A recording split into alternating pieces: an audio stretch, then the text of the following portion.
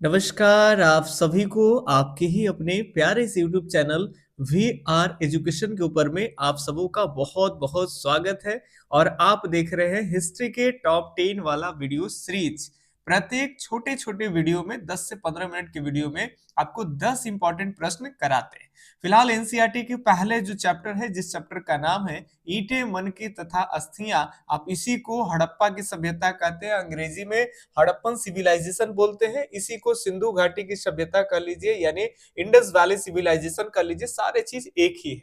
तो इस पहले चैप्टर एनसीईआरटी के पहले चैप्टर के ऊपर में आपका छोटे छोटे 2 वीडियो सीरीज मिल गया। और आज का ये तीसरा वीडियो सीरीज है जिसमें 10 इंपॉर्टेंट प्रश्न को हम लोग देखेंगे जो सीधा का सीधा एग्जाम में आपके आएंगे। तो ये 10 इंपॉर्टेंट प्रश्न में से सबसे पहले आज का ये प्रश्न रहा, पशुपति महादेव की मुहर में निम्न में से कौन सा जानवर नहीं पाया जाता है। फटाफट से बताएंगे कि इसमें से कौन से जो जानवर है वो नहीं पाए जाते हैं। ऑप्शन की अगर बात कर लेंगे तो पहले ऑप्शन आपके सामने है हाथी, दूसरा बाघ, तीसरा भैंस और चौथा शेर। फटाफट से एक उत्तर इन चारों में से चूज कर लीजिए।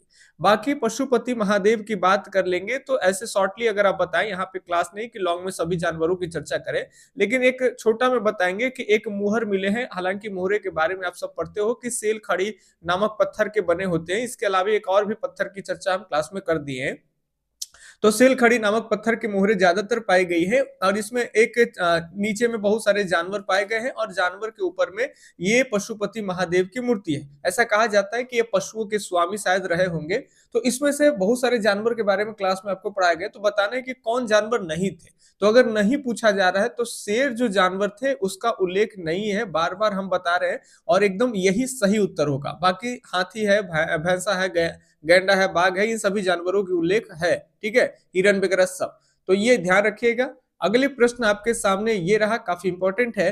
सिंधु सभ्यता यानी सिंधु घाटी की जो सभ्यता है उसमें जुड़वा राजधानी कौन था। फटाफट से बताएंगे, सिंधु घाटी सभ्यता की जुड़वा राजधानी किसे कहा जाता है।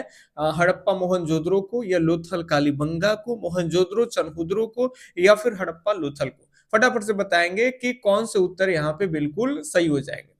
फिलहाल सिंधु घाटी सभ्यता यानी हड़प्पा की सभ्यता में अगर हम जुड़वा राजधानी की बात कर लेंगे तो ये आपका हड़प्पा और मोहनजोदड़ो है। और हड़प्पा की खोज कब हुई थी? 1921 में, और 1922 में मोहनजोदड़ो की खोज हुई थी, है ना। इसके मोहनजोदड़ो की खोज करने वाले व्यक्ति का नाम बताइए। और 1921 में दयाराम साहनी उसकी खुदाई की थी, ये हम आपको बता दें।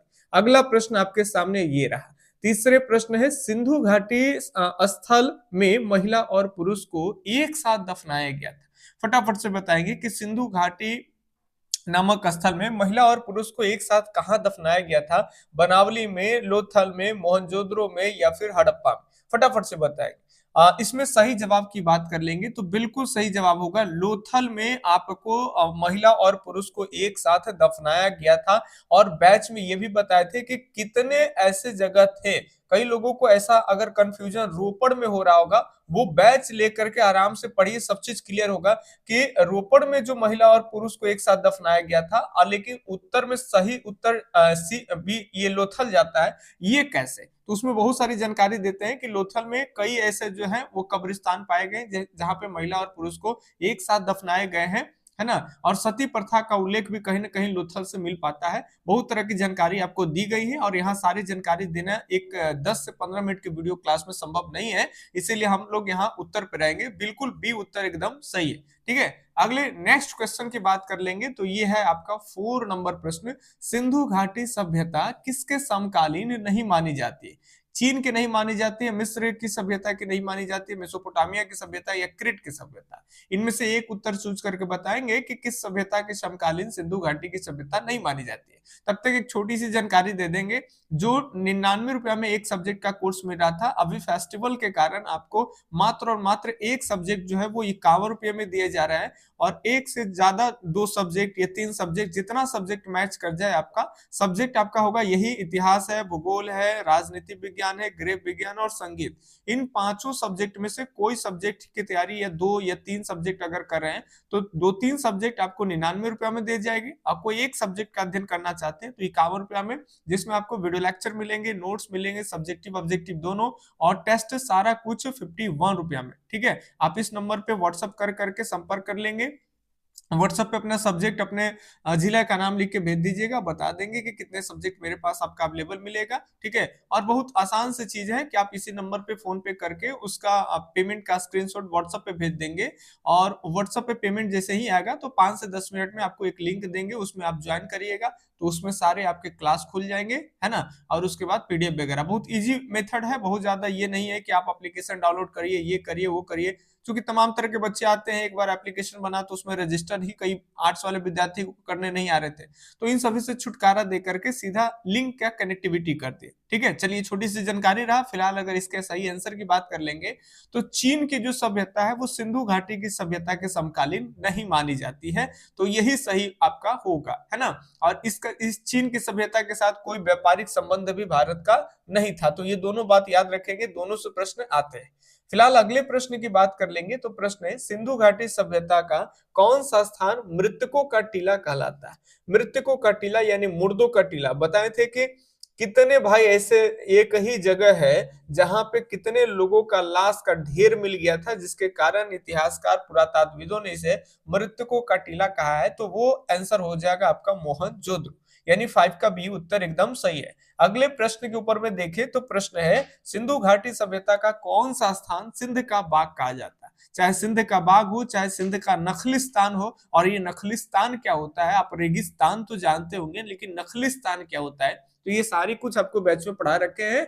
मात्र 51 रुपया में बहुत तरह की जानकारी आपकी हो जाएंगे, तो प्लीज आप ये ना देखें 51 रुपया तो एक दिन में ऐसे ही खर्चा हो जाता है, कई बार आप बाजार जाएंगे इससे ज्यादा ही हो जाता है ना, एक दिन का साग सब्जी के बराबर नहीं है, जिसमें तमाम आपको प्राचीन काल का इतिहास से लेके मध्यकाल के इतिहास से लेके मॉडर्न हिस्ट्री आप सब एक सब्जेक्ट पढ़ सकते हैं, है ना। भूगोल में भी ऐसे ही अथाह पढ़ेंगे आप, पॉलिटिकल में भी ऐसे ही अथाह पढ़ेंगे, गृह विज्ञान हो चाहे म्यूजिक हो, एकदम बम्पर तैयारी आपकी हो जाएगी। चलिए, सिंधु घाटी सभ्यता का कौन सा स्थान सिंध का बाग कहलाता है, सही जवाब होगा आपका मोहनजोदड़ो। ये काफी इजी प्रश्न है। अगर यहाँ कह देगा कि नखलिस्तान क्या है तब आप फंस जाइएगा, लेकिन जो 51 वाला कोर्स लेके जो बच्चे पढ़ रहे हैं एकदम नहीं फंसेंगे। ठीक है, चलिए, सिंधु वासियों के प्रमुख देवता कौन है। प्रमुख देवता सिंधु घाटी यानी हड़प्पा में कौन है, इंद्र है, वरुण है, पशुपति महादेव है, या फिर गणेश। तो काफी इजी हल्का प्रश्न है, ये तो सभी जगह आपको मिलेंगे कि सबसे अगर देवता की बात कर लेंगे हड़प्पा में तो पशुपति महादेव है, और देवी में बात कर लेंगे तो आप सब जानते हैं कि मातृ देवी है ना, स्त्री के बनी एक मूर्ति। चलिए, ये देवी है और ये प्रमुख देवता है, प्रमुख देवी और प्रमुख देवता याद रखें।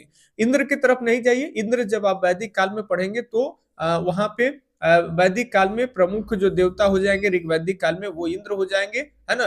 किला तोड़े वाला देवता, हड़प्पा के किला तोड़ देंगे, तमाम तरह की चीजें आपको पढ़ा रखे, कुछ नया नहीं जाएगा। आप जितने बातें जान रहे हैं वो सब पढ़ाएंगे, और जितने नहीं जान रहे उससे आपको कुछ अच्छा ही पढ़ाया जाएगा।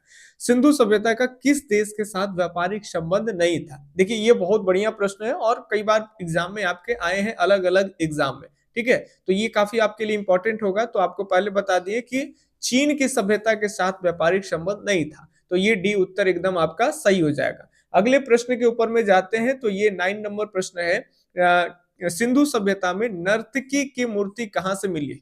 नर्तकी का मतलब डांसिंग गर्ल, एक लड़की है जो डांस करते करते एकदम मानो कि रुक गई है, और उसका एक जो हाथ है वो कमर के ऊपर में है और एक हाथ जो है वो माथे के ऊपर में है, और उसका हम क्लास में पिक्चर भी दिखा रखे हैं, और ये भी बताएं कि उसका कौन सा हाथ कमर पर है और कौन सा हाथ जो है वो मूर्ति पर है, सॉरी माथे पर है, क्योंकि बड़े बड़े लेवल के एग्जाम में यही चीज अनोखा हो जाता है।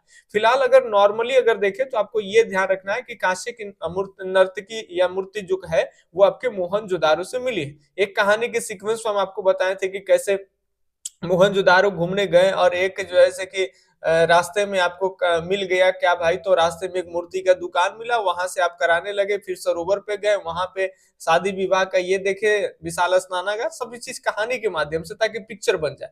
आज का लास्ट क्वेश्चन है आपके सामने, सिंधु सभ्यता का बंदरगाह नगर कौन था? काफी इजी प्रश्न, आप सब जानते हो कि सिंधु सभ्यता का अगर बात कर ले बंदरगाह वाला, तो ये आपके हो जाएंगे लोथल, है ना। लोथल कहाँ पड़ता है? तो लोथल गुजरात में सबसे बड़ा बंदरगाह के रूप में जाना जाता है। और लोथल किस नदी के किनारे है? तो भोगवा नदी के किनारे, बार बार बताए हैं कि लोथ है तब भोगवे करेगा, लोथ है तब भोगवे करेगा, लोथल भोगवा नदी के किनारे।